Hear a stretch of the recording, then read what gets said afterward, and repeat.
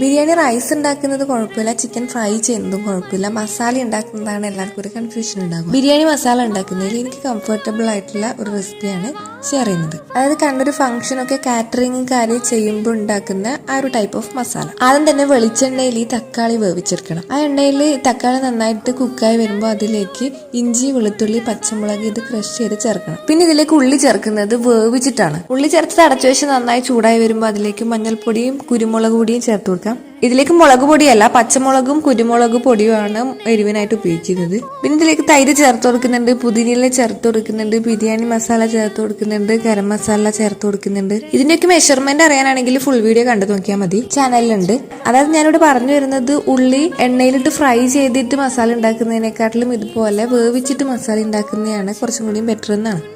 പിന്നെ ഇതിലേക്ക് മല്ലിയില ചേർത്ത് കൊടുക്കുന്നുണ്ട്, ഉപ്പ് പാകത്തിനാക്കുന്നുണ്ട്, ടൊമാറ്റോ സോസ് ഒഴിച്ചു കൊടുത്താൽ പിന്നെ ചിക്കൻ ഫ്രൈ ചെയ്തത് ചേർക്കേണ്ട ടൈമായി. ഈ ജ്യൂസി ആയിട്ടുള്ള മസാലയിലേക്ക് ചിക്കൻ ഫ്രൈ ചെയ്ത് ചേർത്ത് കൊടുക്കുമ്പോൾ ഈ മസാലയും കാര്യങ്ങളൊക്കെ ചിക്കനിൽ അബ്സോർബ് ചെയ്ത് ചിക്കൻ നല്ല സോഫ്റ്റ് ആയിരിക്കും. ഇതേ രീതിക്ക് മസാല റെഡിയാക്കി എടുക്കുകയാണെങ്കിൽ എണ്ണയുടെ ഉപയോഗം കുറവാണ്, അതുപോലെ ഉള്ളി കരിഞ്ഞിട്ടുള്ള ഫ്രൈ ആയി കരിഞ്ഞിട്ടുള്ള അങ്ങനെ ഒരു ഫ്ലേവർ വരികയും ചെയ്യില്ല. അവസാനം ഇതിലേക്ക് ചിക്കൻ ഫ്രൈ ചെയ്ത എണ്ണയിൽ നിന്ന് കുറച്ചെടുത്തിട്ട് ഒഴിച്ചു കൊടുക്കുന്നുണ്ട്. ആദ്യമായിട്ട് ബിരിയാണി ഉണ്ടാക്കുന്നുണ്ടെങ്കിൽ ഇങ്ങനെ മസാല ഉണ്ടാക്കിയാൽ എന്തായാലും ഫെയിൽ ആവില്ല.